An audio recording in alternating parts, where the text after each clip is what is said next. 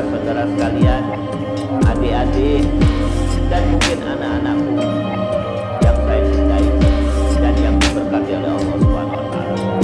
Alhamdulillah, pada kesempatan malam ini kita bisa berjumpa. Mari kita berdoa kepada Allah Subhanahu wa taala, semoga perjumpaan ini memberikan manfaat bagi kita semua. Saya wasiatkan pada diri saya, juga pada semuanya. Marilah kita katakan gimana kita nanti Allah. Orang yang bertakwa itu mempunyai banyak ciri. Makin banyak ciri takwa yang kita kumpulkan, makin tinggi derajat takwa kita. Tapi sebaliknya, makin sedikit ciri takwa yang bisa kita kumpulkan, ya makin rendah derajat takwa kita. Dari sekian banyak ciri takwa, ada satu ciri takwa yang harus kita miliki. Apa itu? Orang yang bertakwa berusaha selalu berada di jalan yang lurus, jalan yang diridhoi oleh Allah, jalan yang mendapatkan petunjuk Allah menuju kepada jannah dan keridhaan Allah. Allah Subhanahu wa taala berfirman, wa anna hada sirati mustaqiman fattabi'u wa la tattabi'us subula fatafarraqu bikum an sabili. Allah Subhanahu wa taala berfirman di dalam surat 6 ayat 153. Sebelum saya lanjutkan, saya ingin bertanya, suara saya jelas? Ibu-ibu jelas?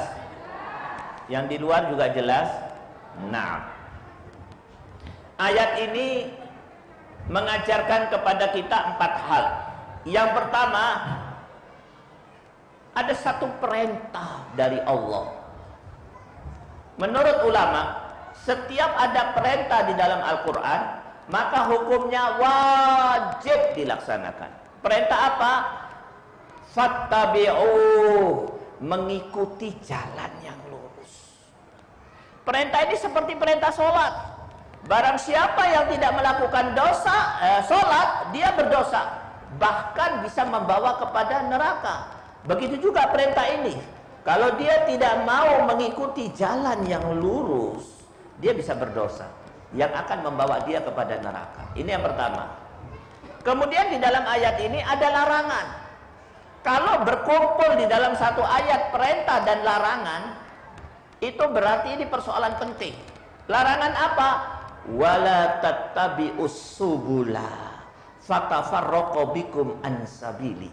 Dilarang kalian mengikuti jalan yang tidak lurus, tidak menuju kepada Allah dan tidak diridhai oleh Allah Subhanahu wa taala. Pelajaran kedua.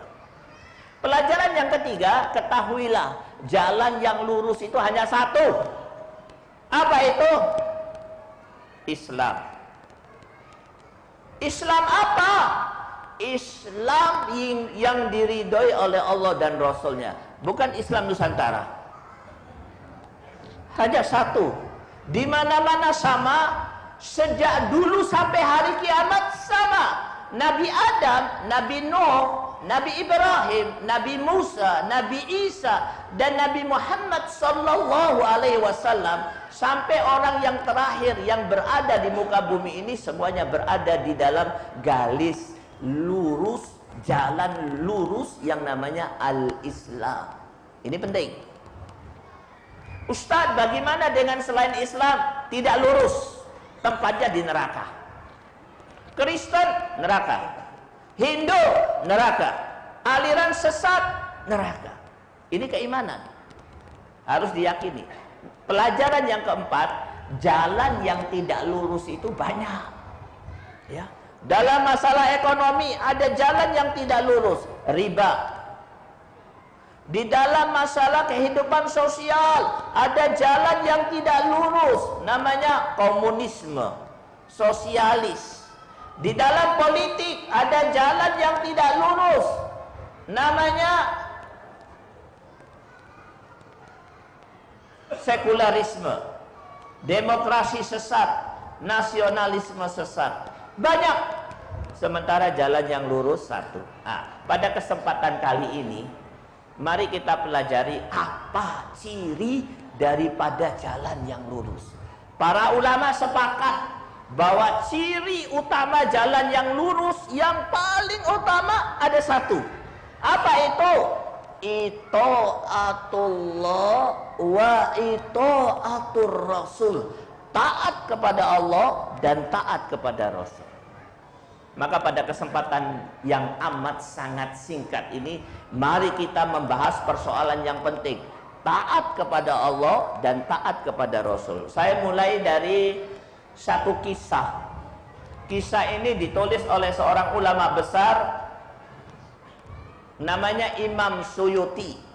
Beliau menulis satu buku, judulnya Lubabin Nukul fi Asbabin Nuzul. Sekaligus kisah ini menjadi sebab turunnya satu ayat. Kisahnya sebagai berikut. Pada satu waktu datang seorang sahabat di hadapan Rasulullah. Sahabat ini berkata, "Ya Rasulullah, wallahi, tidak ada orang yang paling aku cintai di muka bumi ini kecuali engkau. Engkau lebih aku cintai daripada anak dan istriku. Kalau aku jumpa engkau, aku tak mau pisah. Dan kalau aku sudah pisah dengan engkau, aku ingin jumpa dengan engkau. Dirimu ada di dalam dadaku. Ya Rasulullah, kalau aku pikir-pikirkan tentang kematianku dan kematianmu, aku sedih ya Rasulullah." "Kenapa?" tanya Rasulullah. "Aku khawatir kematian menjadi sebab kita tidak bisa ketemu lagi." "Loh kenapa?" "Engkau Nabi, Rasul, pasti kalau meninggal masuk jannah. Aku orang biasa, meninggal mungkin masuk neraka." Dijawab oleh Rasulullah, "La, anta fil jannah." "Tidak, kau tidak masuk neraka, kau juga masuk ke dalam jannah atau surga." "Ya Rasulullah, aku juga khawatir walaupun aku masuk jannah, aku tidak bisa ketemu kau lagi." "Loh kenapa?" "Engkau Nabi, Rasul, jannahnya Jannatul A'la, jannah yang paling tinggi, Jannatul Firdaus, sementara aku orang biasa, jannahnya," meminjam istilah sekarang, kelas ekonomi. Rasulullah diam, tidak bisa menjawab sampai Allah Subhanahu wa taala menurunkan satu ayat, yaitu terdapat di dalam surat 4 ayat 69. "Wa may yuti'illaha war rasul faulaika ma'al ladina an'amallahu 'alaihim minan nabiyyin was-siddiqin was-syuhada was-salihin wa hasuna ulaika rafiqa." Apa kata Allah? Barang siapa yang mengerjakan dua pekerjaan saja, maka nanti dia akan ditempatkan oleh Allah di dalam jannah bersama dengan empat jenis manusia yang terbaik yang pernah dilahirkan di muka bumi. Para nabi, para rasul, para siddiqin, para syuhada, dan para solihin. Hanya melakukan dua hal, maka akan ditempatkan di jannah yang paling tinggi, berjumpa dengan para nabi, siddiqin, syuhada, dan solihin. Mengerjakan apa? Ita'atullah wa ita'atur rasul. Taat kepada Allah dan taat kepada Rasul. Setelah ayat ini turun, sahabat ini senang. "Ya Rasulullah, hanya dengan melakukan dua hal, aku akan ketemu kau selama-lamanya di jannah." Kata Rasulullah, "Na'am, iya. Hanya dengan taat kepada engkau dan Rasulnya aku masuk jannah." "Na'am." Iman fiddin rahimakumullah. Dari ayat ini kita bisa mengambil satu kesimpulan, ya, dengan taat kepada Allah dan Rasulnya seseorang masuk jannah. Mari saya mengajak antum kepada ayat yang kedua. Allah Subhanahu wa taala berfirman di dalam surat 33, suratul Ahzab, ayat 7, ayat 66, yang bunyinya, yauma tuqallabu wujuhuhum finnar Yaquluna ya laitana ata'na Allah wa ata'na Rasul. Ayat ini menceritakan pada saat ahli neraka dimasukkan ke dalam neraka, hari pertama, yauma, hari pertama, belum sempat nginap, maka ahli neraka mengeluarkan satu penyesalan dan pernyataan kesedihan. Apa katanya?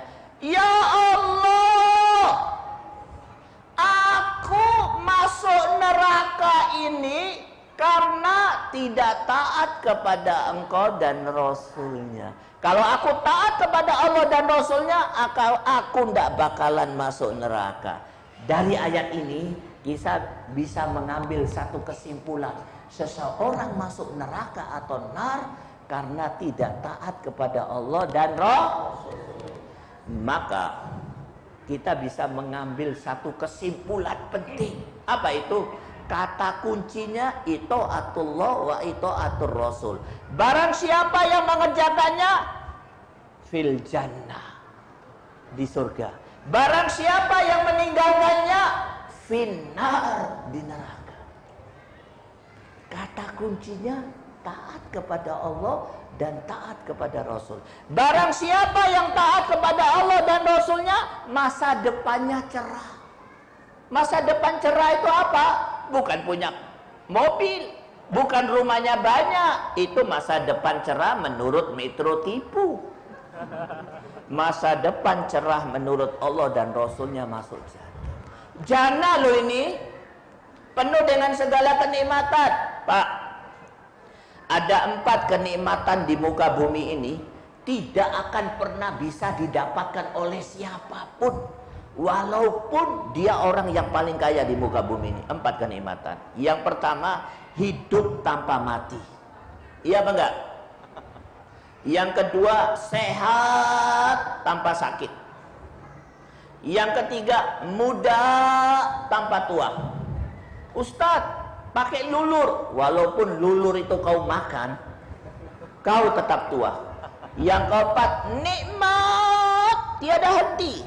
4 puncak kenikmatan yang tidak akan pernah bisa didapatkan oleh manusia selama hidup. 4 puncak kenikmatan di dunia. Apa kata Allah? Apa kata Rasulullah? An Abi Hurairah radhiyallahu an wa an Abi Sa'id Al-Khudri radhiyallahu anhuma. Yang meriwayatkan hadis ini 2 orang. Dua-duanya cukup banyak meriwayatkan hadis, yaitu Abu Hurairah dan Abi Sa'id Al-Khudri. Apa katanya? Qala Nabi sallallahu alaihi wasallam, "Idza dakhala ahlul jannatil jannah, yunadi munadin fa innaka tahya fala tamutu abadan." Ila akhir. Diriwayatkan oleh kedua orang tersebut bahwasanya Rasulullah bersabda, pada saat seseorang melangkahkan kakinya masuk jannah, tiba-tiba di pintu gerbang surga ada suara. Ada suara. Suara itu mengatakan, penghuni jannah, mulai hari ini ketahuilah kalian akan hidup selama-lamanya tanpa mati. Kalian akan muda selama-lamanya tanpa tua. Kalian akan sehat selama-lamanya tanpa sakit. Dan kalian akan mendapatkan nikmat selama-lamanya tiada henti. Jannah. Bagaimana cara mendapatkannya? Cukup dengan satu pekerjaan. Taat kepada Allah dan taat kepada Rasul. Barang siapa yang tidak melakukannya, tempatnya di neraka. Antum tahu neraka? Masa depan yang paling suram buat manusia. Neraka. Berdarah-darah, panas membara. Ya ahi, saya mau tanya, kalau suatu acara yang paling nikmat apa? Makanannya kan? Kalau antum pulang acara ditanya oleh anak, Abi, apa yang paling nikmat? Makanannya. Kalau antum ke Bandung pasti ditanya oleh istri, Bi, makanannya apa di Bandung? Ketahuilah, makanan di neraka adalah adab. Adabnya kayak apa? Wallahu a'lam bishawab. yang paling nikmat adab. Allah Subhanahu wa taala berfirman di dalam surat Ad-Dukhan ayat 43. Apa kata Allah? Inna syajara zakum ta'amul asim kal muhal yaghli fil butun kaghallil hamim. Masya Allah.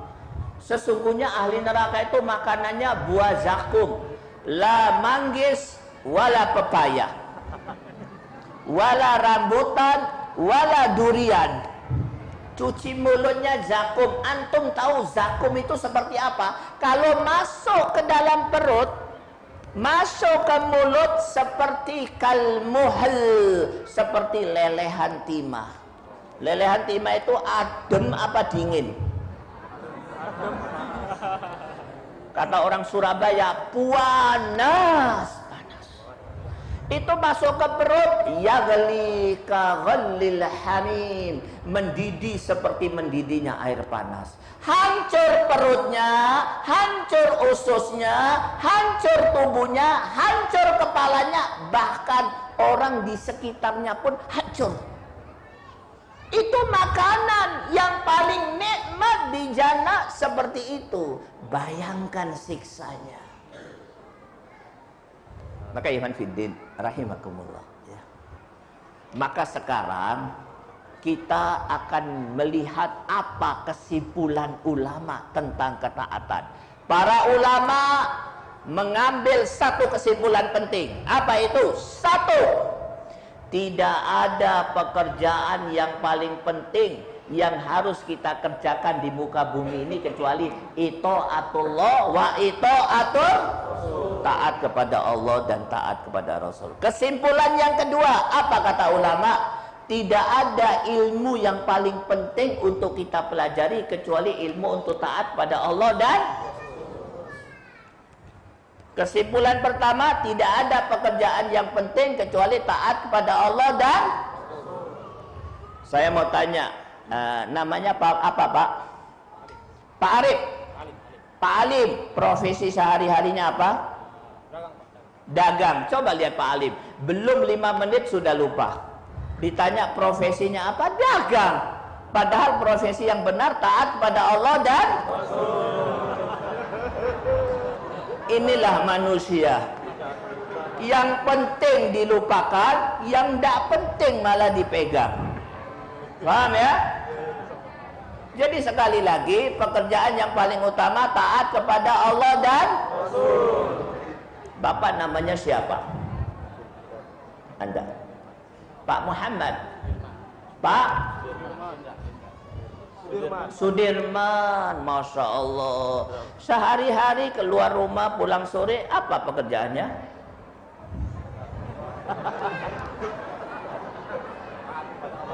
Masya Allah. Bapak Sudirman, dialah orang yang cerdas. Pekerjaan sehari-hari taat kepada Allah dan mestinya di KTP kita ditulis nama Ali, profesi taat kepada Allah dan cuman masalahnya yang bikin KTP tak paham, bodoh dia, ditulislah dokter, guru, pedagang, nelayan dan petani ya. Dan ilmu yang paling penting yang kita harus pelajari, ilmu untuk taat kepada Allah dan tapi sayang, hari ini kita hidup pada satu masa di mana manusia justru pekerjaan utamanya bukan untuk taat kepada Allah dan Rasulnya. Dan ilmu yang dipelajari bukan ilmu untuk taat kepada Allah dan Rasulnya. Kecuali sedikit yang melakukannya. Saya belajar sirah sahabat, sirah tabi'in, sejarah orang-orang soleh. Saya mengambil satu kesimpulan bahwa yang namanya orang soleh, para sahabat, para tabi'in, para mujahidin, mereka mempunyai satu kesamaan. Apa itu? Mereka menjadikan taat kepada Allah dan Rasulnya pekerjaan yang paling utama. Sementara orang sekarang meninggalkan ketaatan kepada Allah dan Rasul. Kenapa sahabat bisa seperti itu? Coba lihat kaum muslimin hari ini. Kalau bertabrakan antara taat kepada Allah dan taat kepada majikan, dia tinggalkan Allah, dia ikuti majikan. Padahal majikannya bertolak belakang dengan perintah Allah. Kalau bertabrakan antara perintah Allah dan perintah organisasi, dia tinggalkan Allah, dia ikuti organisasi, terutama organisasi politik. Padahal dalam rangka untuk maksiat. Kalau bertolak belakang antara perintah Allah dan perintah raja, negara, dia tinggalkan Allah, dia ikuti negara dan raja. Padahal diikuti bawa kita ke neraka. Tapi kalau sahabat, taat kepada Allah. Kenapa sahabat bisa seperti itu? Saya akan buka rahasia. Kenapa? Karena sahabat meyakini ada satu peristiwa besar. Dan keyakinan itu masuk ke dalam dadanya, tertanam di otaknya, dan tidak dilupakan oleh mereka. Dan hari ini kebanyakan kita lupakan. Apa peristiwa tersebut? Peristiwa tersebut namanya Al-Mu'ahadah, perjanjian besar antara kita dengan Allah Subhanahu wa taala. Mari kita buka, tulis surat 7 172. Allah Subhanahu wa taala berfirman. Kisah ini, ya, ayat ini menceritakan sebelum diciptakan alam semesta. Sebelum diciptakan manusia, semua manusia berkumpul di hadapan Allah membuat janji setia. Apa bunyi setia janjinya? Wa ashadahum ala anfusihim alastu bi rabbikum qalu bala syahidna. Baru tahu kan? Baru tahu kebanyakan. Padahal ini persoalan penting. Ustadz, kenapa persoalan sepenting ini kami baru tahu? Inilah persoalan dakwah di negeri ini. Yang penting tidak diajarkan, yang nggak penting diajarkan. Ustadz, kenapa ini tidak diajarkan di sekolah-sekolah? Inilah persoalan pendidikan di negeri ini. Yang penting tidak diajarkan, yang nggak penting diajarkan. Kebanyakan guru kita lebih mementingkan lagu kebangsaan daripada ayat. Lebih mementingkan matematika, komputer, dan laboratorium daripada ayat ini. Ayat ini menceritakan. Bisa ngikutin saya?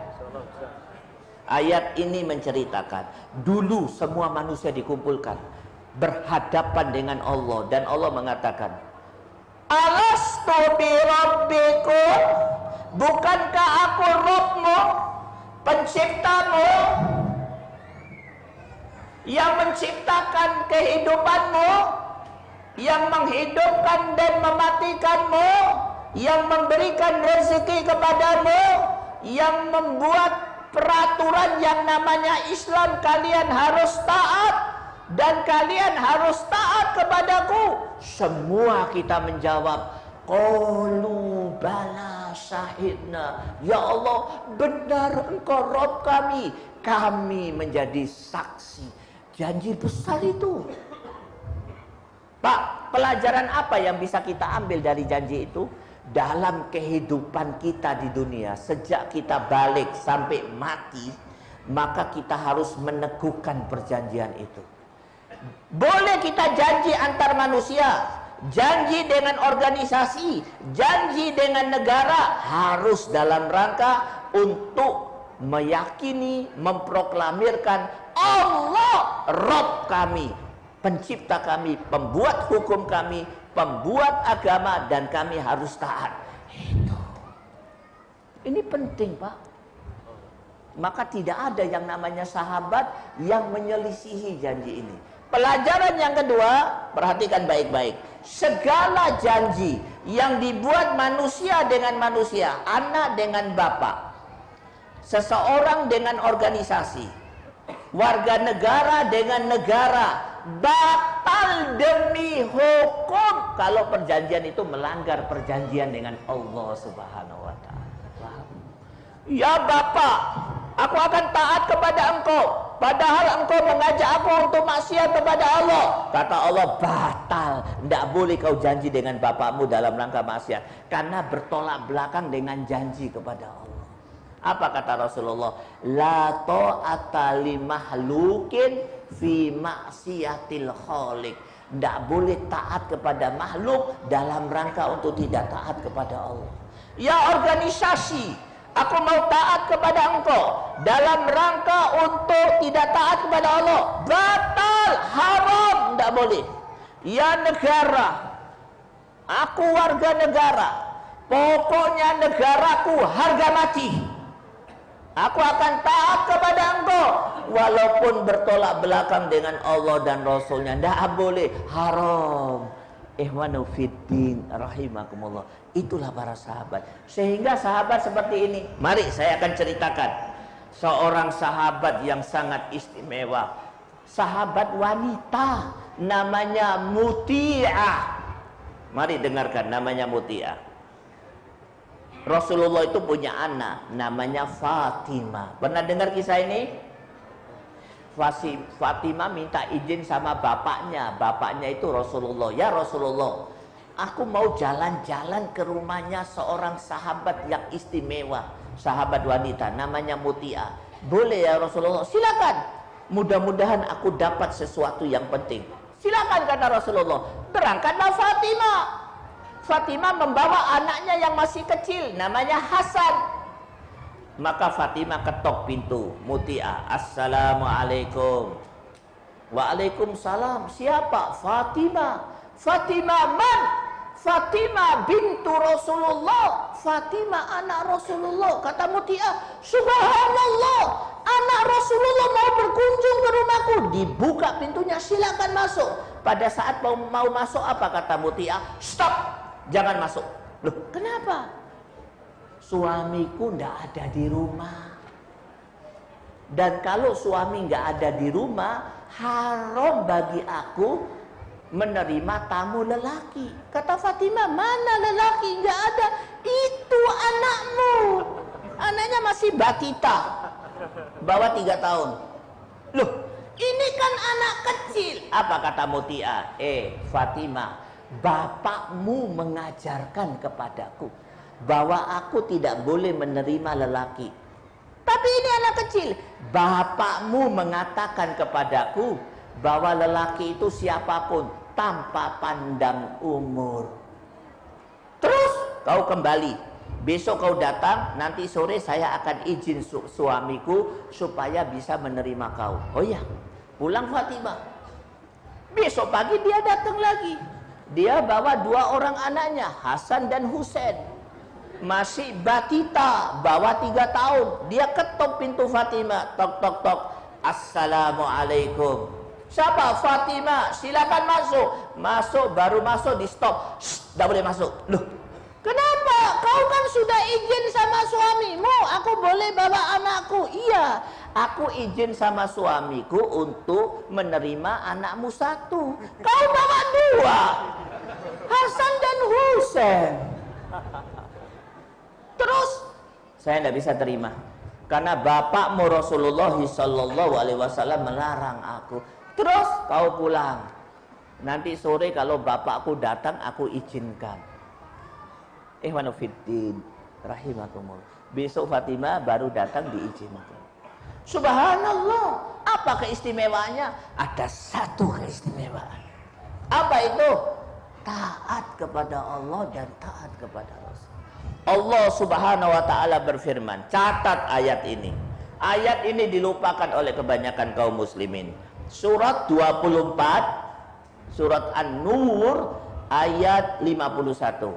Innama kana qaulal mu'minin idza du'u ilallahi wa rasulih liyahkuma bainahum ayyaqulu sami'na ayyaqula sami'na wa ata'na. Sesungguhnya, pokoknya tidak boleh ditawar. Orang mukmin kalau diperintahkan oleh Allah dan Rasulnya pasti menjawab sami'na wa ata'na. Kami dengar dan kami taat tanpa berpikir lagi. Ihwanu fiddin rahimakum. Ini persoalan penting. Taat kepada Allah dan taat kepada Rasul. Hari ini kita hidup di zaman fitnah. Apa tanda fitnah itu? Makanan di mana-mana haram, subhat, sulit cari makanan halal. Apa tanda fitnah itu? Ada ulama kalau diikuti bawa kita ke neraka. Apa tanda fitnah itu? Ada pemimpin di banyak lapisan, di banyak daerah, kalau diikuti bawa kita ke neraka. Apa zaman fitnah itu? Anak-anak kita dirusak. Di rumah hampir-hampir di sekolah tidak ada ajaran untuk taat kepada Allah dan Rasulnya. Zaman fitnah.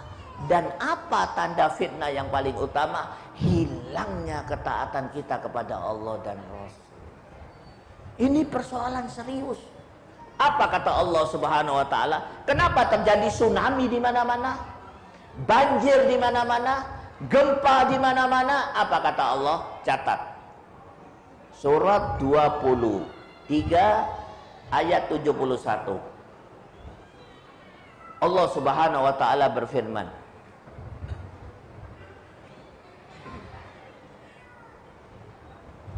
surat berapa? 23 ayat 71. Bunyinya, kenapa saya lupa? Rupanya di kota ini banyak kafe, banyak kemaksiatan. Kenapa banyak kemaksiatan? Karena kaum muslimin yang taat kepada Allah dan sedikit. Akibatnya apa? Kita jadi lupa ayat itu. Allah Subhanahu wa taala berfirman, mari kita lihat. Surat 23. Surat Al-Mu'minun, ya. Ayatnya 71. Walawit taba'al haqqo ahwa'ahum la fasadatis samawati wal ard wa man fihin. Masya Allah. Apabila seseorang mengikuti hawa nafsu, tidak taat kepada Allah dan Rasulnya, hancur langit, hancur bumi, binasa semua manusia. Ulama mujahid mengatakan hal itu sudah terjadi hari ini. Langit hancur, polusi di mana-mana, racun di mana-mana, bumi rusak.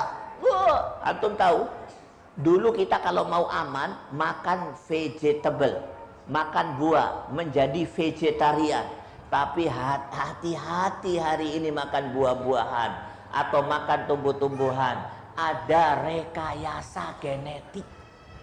Buah-buahan yang diatur sedemikian mungkin, dimasukkan gen-gen tertentu. Nanti kalau kita makan, kita akan terkena penyakit kanker, tidak ada obatnya lagi. Coba buah di mana-mana sudah dirusak, ya. Nih di Medan ini banyak sekali buah anggur yang sudah dikasih apa? Kaporit. Walhasil rusak semuanya. Kenapa? Rusak langit, rusak bumi, dan manusia binasa. Hari ini banyak manusia mati muda. Kalau jasadnya tidak mati, mati hatinya, mati pikirannya. Bapak tahu, dari manusia itu yang paling penting adalah akal dan hatinya. Apa kata ulama?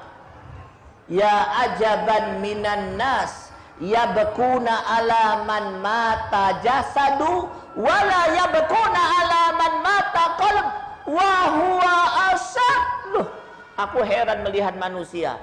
Kalau ada orang mati jasadnya, dia menangis, tapi dia tidak pernah menangis melihat orang yang mati hatinya, mati akalnya. Padahal mati akal, mati hati, asad lebih dahsyat daripada mati jasad. Hari ini terjadi. Nah, ini nomor satu. Bisa difahami inti daripada jalan yang lurus, taat kepada Allah dan taat kepada Ustadz. Bagaimana caranya Ustadz supaya saya bisa taat kepada Allah dan Rasulnya? Tidak ada caranya kecuali satu. Kecuali satu. Apa itu? Membaca Al-Quran. Pak, izinkan saya membawa antum sekalian pada satu pemandangan yang paling dahsyat yang wajib kita ketahui.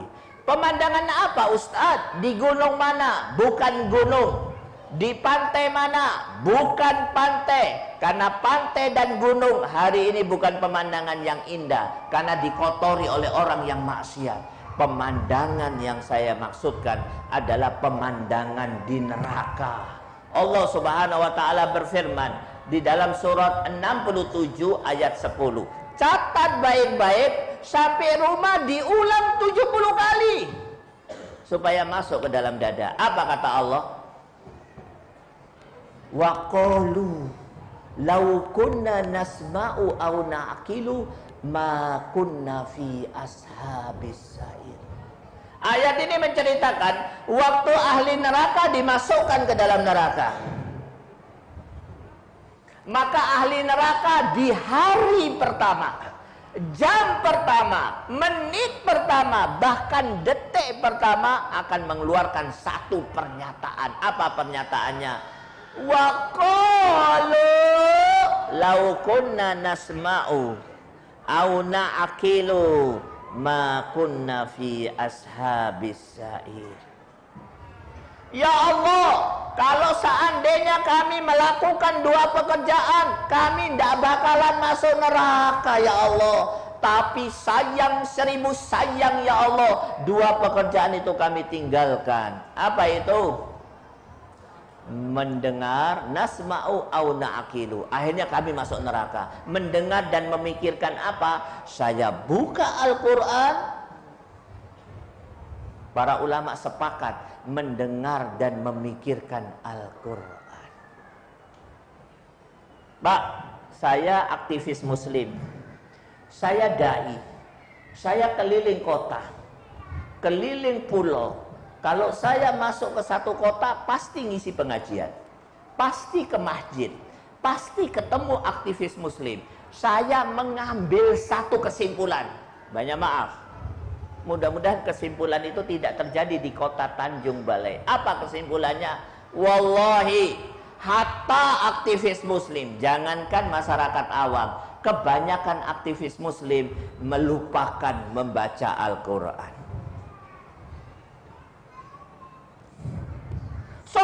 Sholat di masjid, puasa Daud puasanya, tahajud, lihat nih hitam semua.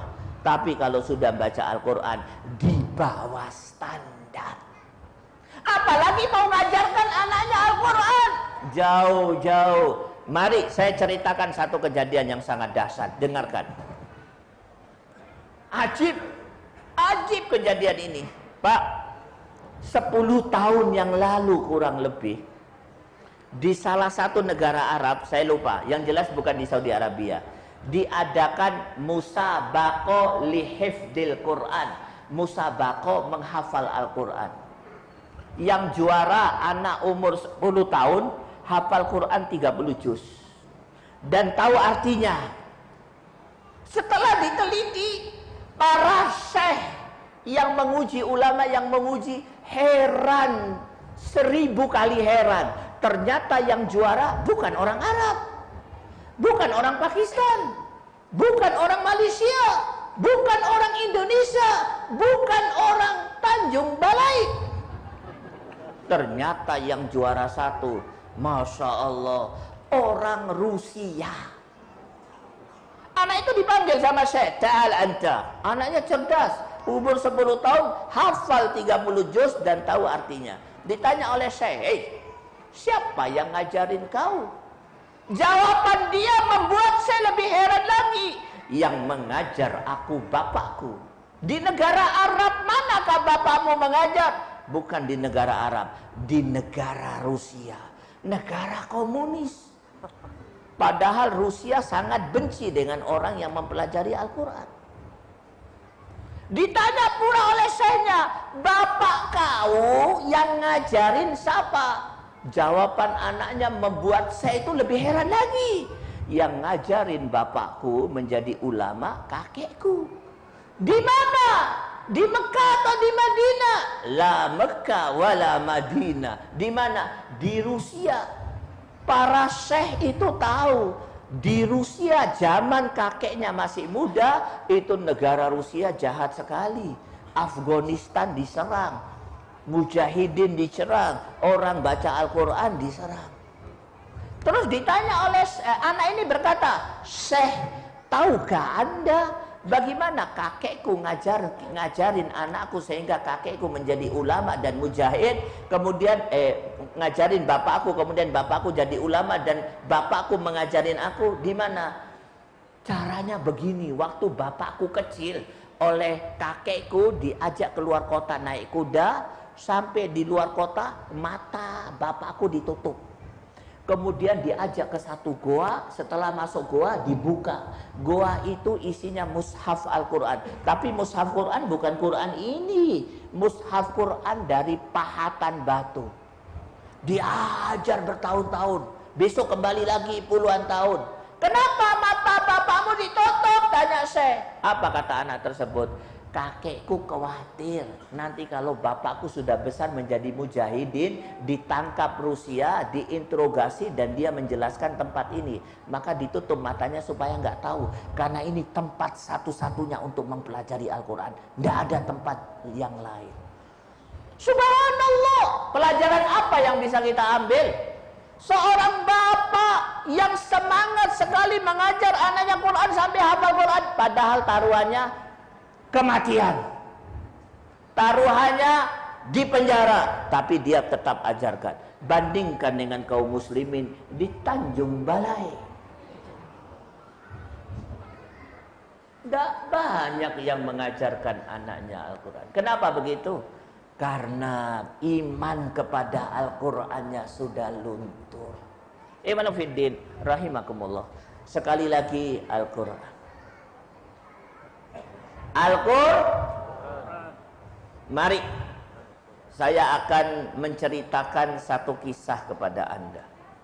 Tapi sebelumnya saya akan mengajak Anda untuk membaca satu ayat.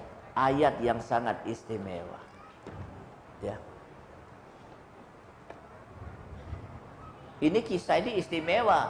Tidak akan disampaikan kalau ada satu mata pun yang ngantuk. Siap dan ngantuk? Siap. Siap? Siap. Pak, saya ini sedang rekreasi ke sini.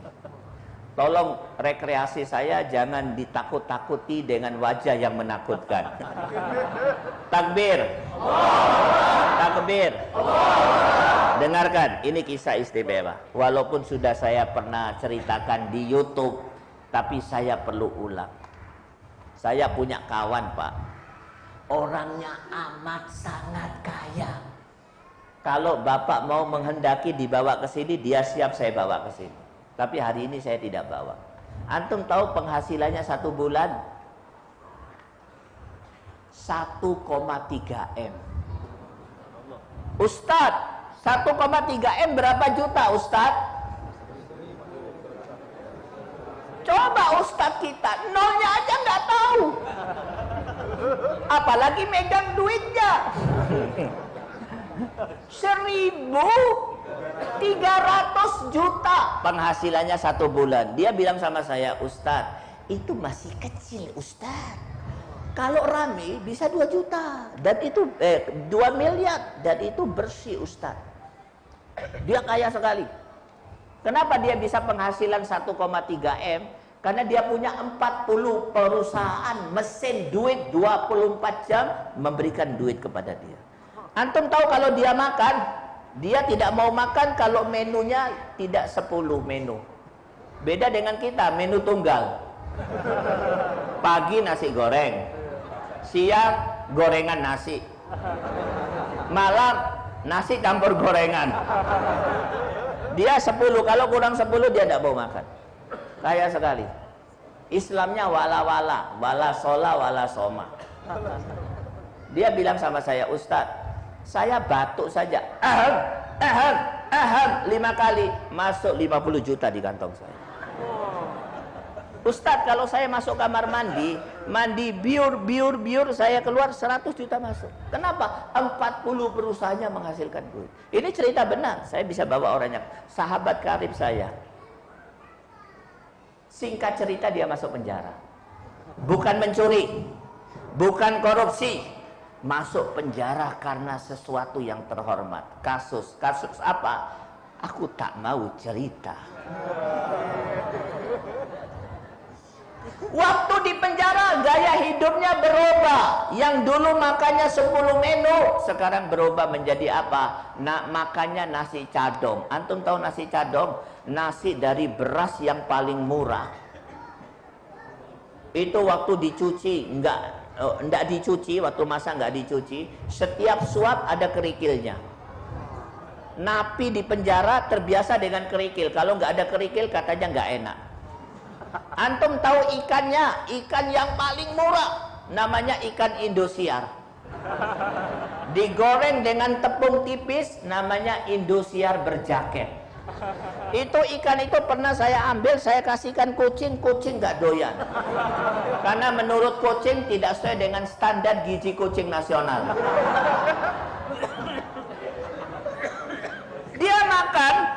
Dia makan nasi itu dengan ikan Indosiar plus, ingat, plus hidayah Allah. Apa kata dia? Sambil menangis dia bicara. Ini di penjara ini. Dia masuk penjara sudah. Di hadapan saya dia berbicara, Ustadz, wallahi, sambil menangis, Indosiar dengan nasi dengan Indosiar berjaket plus hidayah Allah lebih nikmat daripada 1,3 M. Waktu dia ngomong begitu saya teringat Allah berfirman. Surat 10 baca, tulis ayat 58 yang bunyinya Kul bifadlillahi wa birahmati fabidzalika falyafrahu huwa khairum mimma yajma'un. Masya Allah. Katakanlah wahai Muhammad, dengan rahmat dan karunia Allah sepantasnya lah kalian bergembira. Itu lebih baik daripada dunia yang sedang dikumpulkan. Saya buka 10 tafsir. Tolong nanti dibuka 10 tafsir.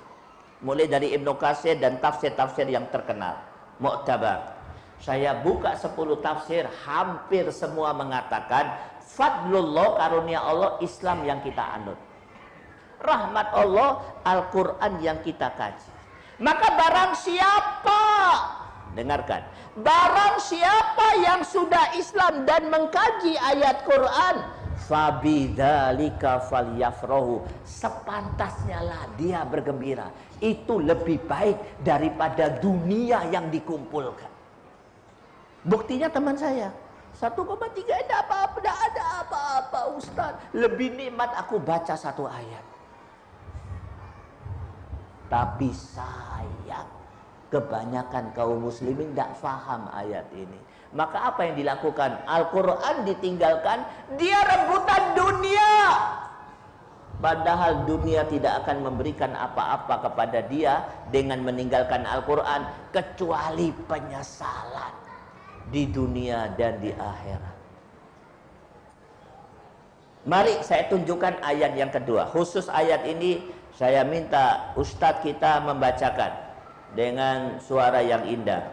Iqra yahi surah 8 ayat 57. Bisaut Musari Rosyid. Nih, kasihkan dia. Surat 10 ayat 57. Iqra yahi. Ayat surat Yunus 10 ayat 57. Ayatnya dan artinya.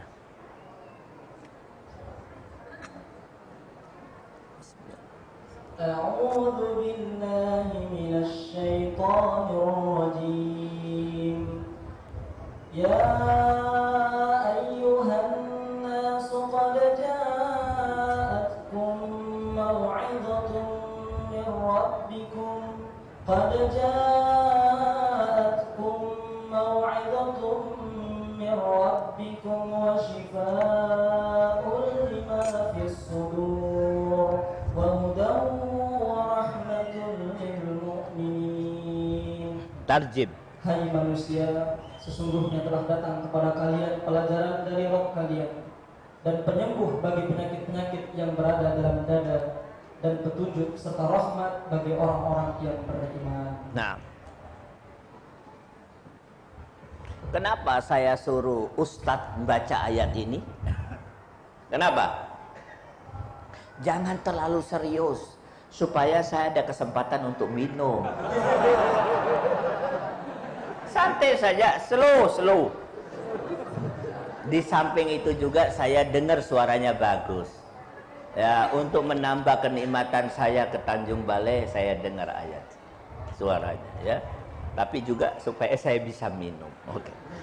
Ayat ini menjelaskan, ya ayuhan nas, qad ja'atkum mau'idatum mir rabbikum wa shifa lima fis sudur wa hudan wa rahmatan lil mu'minin. Wahai manusia, kalau kau baca Al-Quran dengan benar, maka Al-Quran akan memposisikan dirinya di hadapan kau dengan posisi yang tepat. Apa posisi yang tepat? Satu, dia akan menjadi mau'idah, kumpulan pelajaran dan nasihat. Mau tanya tentang persoalan apa? Buka ayat. Ada masalah apa? Buka ayat. Ustadz, buka halaman berapa? Halaman apa saja? Pasti ada jawabannya. Saya sudah mencoba. Ustadz, sudah saya buka halaman itu, tidak ada jawabannya. Baca pelan-pelan, ulang, fahami artinya. Pasti ada. Kalau nggak ada, buka halaman kedua. Tidak terlalu lama akan dapat masalahnya. Cuman sayang, 1000 sayang. Kebanyakan kalau kaum muslimin kalau minta nasihat, tidak buka Al-Quran. Ustadz, saya mau bina anak, bagaimana? Buka Quran. Bina anak tidak mau buka Quran, menggunakan teori barat, rusak anakmu. Nih, saya ajarkan ada 3 kesesatan teori barat yang hari ini banyak dipakai oleh kaum muslimin untuk mendidik anak. Yang pertama, kalau anakmu ingin pandai sejak kecil, setel lagu Beethoven. Sesat. Itu didengung-dengungkan. Akan cerdas anakmu kalau sejak kecil mendengar musik dari Eropa klasik, Beethoven. Yang kedua, kalau anakmu ingin pandai, jangan diajari macam-macam, biarkan dia bebas menemukan jati dirinya. Sesat. Yang ketiga, kalau ingin anakmu pandai, jangan katakan tidak, katakan ya. Tidak ada larangan. Sesat. Ajaran liberalis dari barat. Akhirnya apa yang terjadi? Anak-anak kaum muslimin berada dalam keadaan yang paling rusak. Ustadz, ada yang di pondok minoritas. Mayoritas dirusak hari ini dengan ajaran sesat. Loh, terus bagaimana mendidik anak? Buka Quran. Buka Quran. Mari saya akan tunjukkan bagaimana mendidik anak menurut Al-Quran. Cukup 1 ayat saja. Buka surat 31 ayat 13. Nih, ini ayat ini istimewa. Wa idza qala Luqmanu libnihi wa huwa ya'idu ya bunayya la tusyrik inna syirka. Coba lihat, ini metode pendidikan anak yang sangat istimewa. Di sini ada 4 ajaran penting dalam mendidik anak. Yang pertama, ya bunayya. Ada kata ya bunayya. Ya bunayya itu bahasa Arabnya anak kecil, belum lulus TK, belum lulus SD. Maka mendidik anak sedini mungkin. Ada seorang anak, subhanallah, dia dididik oleh ibunya dari kecil. Oleh ibunya disuruh ke pasar. Nak, kau ke pasar. Pertama kali dia ke pasar. Waktu dia sampai ke pasar, di pasar dia melihat sesuatu, dia menjerit, dia menangis, lari ke rumahnya. Belum sempat beli, dia nangis. Ibu, ada apa nak? Di pasar banyak ahli neraka. Kaget ibunya, ahli neraka apa?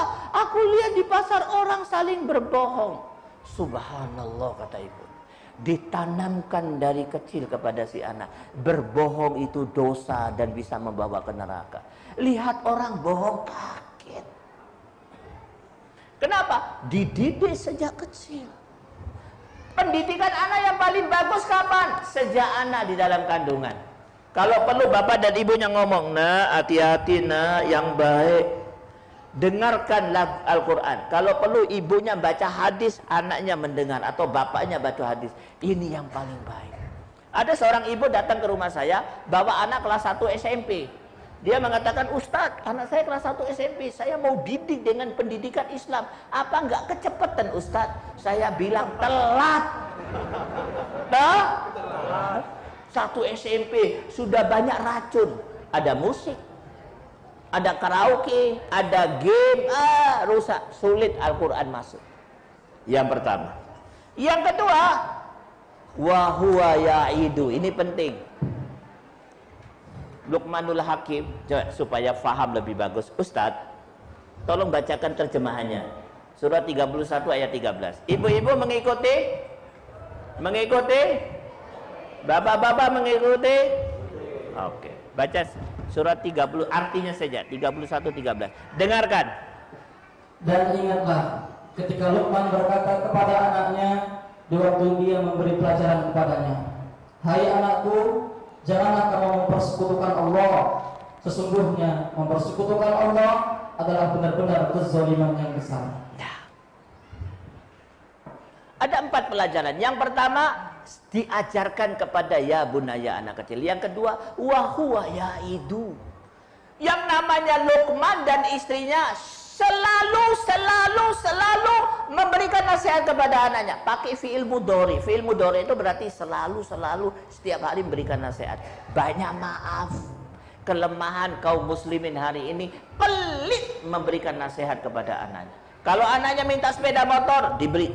Minta kereta, dikasih kereta yang bagus. Minta mobil, dikasih mobil. Minta HP, minta nasihat. Abi, aku minta nasihat. Apa jawaban bapaknya? Bapak tak punya stok nasihat. Nah, Bapak tunjukkan jalan ke surga. Bapak aja nggak tahu. Nah, kalau rumah tangga seperti itu musibah. Banyak maaf, ini saya akan cerita satu kejadian di negeri Arab. Subhanallah. Saya ceritakan supaya tidak terjadi pada Anda, pada kita sekalian. Di negeri Arab, orang Arab pakai gamis. Hidungnya Masya Allah mancung. Itu saking sibuknya bisnis, tidak pernah ada di rumah, keluar negeri, tinggalnya min hotel ila hotel ila hotel ila hotel, dari hotel ke hotel. Pada satu waktu ditelepon oleh polisi di kampungnya, di negaranya. Assalamualaikum, kami dari kepolisian minta kepada Bapak untuk kembali ke rumah secepatnya, kemudian melapor ke kantor polisi. Ada kejadian penting. Kata Bapak, polisi, kami ini sibuk, tak bisa pulang. Ada apa? Sampaikan. Tidak bisa kami sampaikan. Bapak harus datang. Udahlah, saya bayar. Sampaikan, saya sibuk. Apa? Polisi terpaksa menyampaikan. Banyak maaf Bapak, anak Bapak ditangkap di kantor polisi. Apa sebabnya? Kami tidak bisa sampaikan, kata polisi. Bapak harus datang ke sini. Saya sibuk. Saya sebentar lagi akan transaksi bisnis. Mau ketemu klien. Sampaikan. Akhirnya polisi mengatakan, banyak maaf, terpaksa kami sampaikan. Anak Bapak membunuh. Orang yang dibunuh mati. Sang bapak bertanya, siapa yang dibunuh? Sampaikan. Wallahi, kata polisi, kami tidak bisa menyampaikan. Bapak harus datang. Saya sibuk bro. Sampaikan. Akhirnya polisi itu menyampaikan, sebenarnya kami dilarang, tapi karena Bapak minta, Tuhan minta kami sampaikan. Anak Bapak membunuh ibunya, istri Bapak. Waktu ibunya atau istri Bapak sholat, ditusuk dari belakang. Kenapa dibunuh? Karena minta duit untuk beli narkoba, tidak diberikan. Kenapa rumah tangga seperti itu? Karena di dalamnya tidak ada Quran. Tidak pernah menjadikan Quran sebagai kumpulan nasihat. Hanya baca saja. Baca nak, baca nak. Anaknya, ibunya, bapaknya hanya bisa membunyikan Al-Quran, tapi tak tahu makna Al-Quran. Yang kedua, apa isi Al-Quran? Syifa lima fis sudur, obat penyakit hati, terutama penyakit hati di zaman modern. Apa Ustaz? Stres. Kalau orang sekarang stres kemana? Ke pantai. Ya tambah stres, lihat orang mandi telanjang. Ustadz, kami stres. Kemana? Ke mall. Tambah stres kau, harga mahal. Waktu saya ngisi pengajian di Balikpapan, orang-orang di Balikpapan bicara, Ustadz, kami lagi stres. Kami mau berlibur ke Jawa. Saya bilang, mau ke Jawa? Mau berarti stres. Lu, saya barusan dari Jawa. Di Jawa orang stres semua. Apa obat stres? Al-Quran. Mari saya akan ceritakan kisah yang istimewa, sekaligus mengakhiri ceramah saya. Sudah lewat ya. Mana ketua? Aina sahibna? Al-waqt hatta ashira. Nah, sudah lebih 5 menit. Ziyadah qalil ma fi syai'. 5 daqa'iq. Nah, mari saya ceritakan. Dengarkan kisah ini, walaupun sudah viral. Kan ini Tanjung Balai jauh, mungkin belum dengar, saya akan ceritakan. Ada orang soleh, namanya Mutarrif bin Abdillah. Anaknya 20 lebih. Lu anaknya kok banyak? Istrinya lebih dari 1.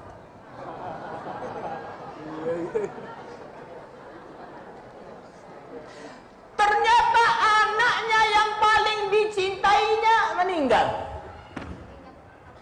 Anak yang paling dicintai apa yang dilakukan? Dikubur. Waktu dikubur, orang-orang semua datang ke rumahnya takziah.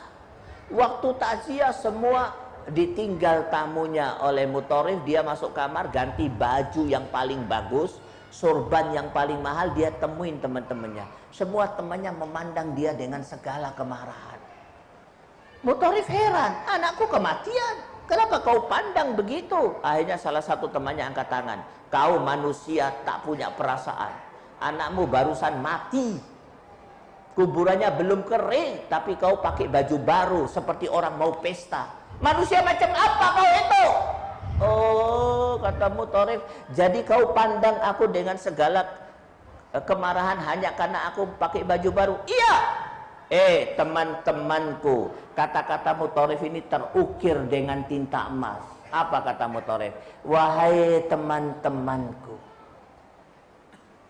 jangan, kalau seumpamanya aku menjadi orang yang paling kaya di muka bumi dan Allah menawarkan kepadaku segelas air minum, kekayaan semua aku tinggalkan untuk mengejar segelas air minum. Dan ketahuilah, karena anakku mati, 1, aku hari ini mendapatkan 3 hal. Dan kalau 3 hal itu ada pada diriku dan kalian mengetahui, dan semua manusia di muka bumi mengetahui, dia akan lari mengejar aku untuk merampas 3 hal itu. 3 hal itu apa ya Mutarrif? Beliau baca ayat, subhanallah, surat Al-Baqarah.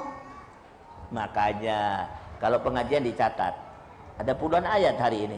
Al-Baqarah 155, 156, 157. Ayat ini saya baca ayat yang terakhir. Ulaika alaihim salawatum mir rabbihim wa rahmah wa ulaika humul muhtadun. Barang siapa yang mendapatkan musibah apapun bentuknya, kemudian musibah itu memberikan dia husnudzon kepada Allah, menyebabkan husnudzon, berprasangka positif, kemudian menggerakkan mulutnya untuk mengatakan inna lillahi wa inna ilaihi raji'un, maka apa kata Allah? Dia aku akan berikan 3 hal. Ulaika alaihim salawatum mir rabbihim, diampuni semua dosanya. Warahmah, diberi kasih sayang oleh Allah. Yang ketiga, diberi petunjuk. Apa kata Mutarif? Teman-temanku, jangankan anakku mati satu, mati semua, tidak apa-apa, asal aku mendapatkan 3 hal ini. Dan jangan kau larang aku merayakan hari ini, hari raya terbesar dalam hidupku, dengan baju baru, yaitu hari kematian anak. Subhanallah, anaknya mati, tidak susah. Kenapa? Kembali kepada Al-Quran. Obat sakit hatinya Al-Quran. Yang susah malah orang-orang lain yang anaknya nggak kematian, yang datang ke rumah dia. Apa pelajaran dia? Pelajaran apa yang bisa kita ambil dari kisah ini? Dia menjadikan Al-Quran sebagai syifa lima fis sudur, obat kesusahan hatinya. Ihwanufiddin rahimakumullah. Maka sekali lagi kesimpulannya, bagaimana cara taat kepada Allah? Dengan Al-Quran. Dengan Al-Quran. Tapi sayang, hari ini yang bawa Al-Quran angkat tangan. Yang bawa Al-Quran angkat tangan tinggi-tinggi. Ajib. Belum pernah saya hadir di pengajian di satu kota semuanya hafal Quran 30 juz. Yang bawa Quran, coba lihat ibu-ibu yang bawa Quran angkat tangan. Pengajian membahas Al-Quran, tidak ada yang bawa Quran. Bayangkan nanti kalau ke pasar, pasti tidak bawa Quran. Ustadz, kami pakai HP Ustadz, boleh kah? Boleh, tapi kalau saya nggak kuat. Saya nggak kuat. Saya termasuk orang yang lemah. Saya khawatir lagi baca Al-Quran, tiba-tiba ada bunyi tit tit tit tit, buka WA. Baca Quran 5 menit, buka WA 10 jam. Ya, tidak apa-apa. Tapi yang paling enak sebenarnya dengan mushaf. Ya. Bukan saya nggak punya HP. HP saya Oppo. Ya. Tetapi baca Quran yang paling nikmat adalah guru saya Asy-Syahid Abdullah Azam rahimahullah mengajarkan kepada kami dan kepada kaum muslimin, seorang muslim tidak boleh jauh atau tubuhnya harus selalu menempel 3 hal. Yang pertama wudu, yang kedua siwak, yang ketiga Al-Quran. Al-Quran harus ada di sakunya. Kalau Al-Quran ada di saku, pasti dia akan membaca Al-Quran. Tapi kalau Al-Quran jauh, sulit bagi dia untuk membaca Al-Quran. Ustadz, Al-Quran itu besar, saku saya kecil. Ya gampang, bikin saku besar di sini. Ya. Loh kok begitu? Loh, tren pakaian harus mengikuti syariat. Tapi tak usah dilakukan, sudah banyak Quran kecil. Tak payah dilakukan. Sudah ada Quran kecil, tapi itu pun tidak dibawa, ya. Al-Quran. Jadi mungkin itu yang bisa saya sampaikan. Kesimpulannya, 1, jalan yang lurus wajib kita ikuti. 2, jalan yang lurus itu cirinya adalah taat kepada Allah dan taat kepada Rasul. Kesimpulan yang ketiga, para ulama sepakat tidak ada pekerjaan yang paling penting dan tidak ada ilmu yang paling penting yang dilakukan dan yang dipelajari oleh seseorang kecuali taat kepada Allah. Yang keempat, untuk ciri orang yang taat kepada Allah adalah selalu membaca Al-Quran. Maka saya akan akhiri, tapi sebelumnya nama antum siapa Pak? Bapak? Lesmon. Anak ada berapa? 2. Sehari-hari pekerjaannya apa?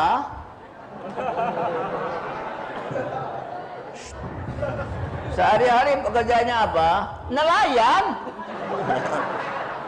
Nelayan atau pedagang? Atau pegawai atau guru? Masya Allah. Panitia tolong dicatat mana Madinah. Karena jawabannya bagus. Atur kedatangan saya ke sini lagi. Takbir. Kalau tidak, maka dia yang salah. Nah, mana Ustadz Abu Hamzah? Catat. Karena jawabannya Pak Lesmon istimewa. Ibu yang pakai kerudung hijau. Biru apa hijau? Ya. Nah, rumahnya di mana, Bu? Pekerjaan sehari-hari selain ibu rumah tangga kerja di mana? Masya Allah. Takbir. Dipercepat saya ke sini ya. Mungkin itu saja karena sudah terlalu malam. Mudah-mudahan apa yang saya sampaikan memberikan manfaat buat diri saya juga buat semuanya. Aku qouli hada wa astaghfirullahi li wa lakum wa lisairil muslimina min kulli dambin fastaghfiru innahu wal ghafurur rahim. Wabillahi taufiq wal hidayah. Assalamualaikum warahmatullahi wabarakatuh.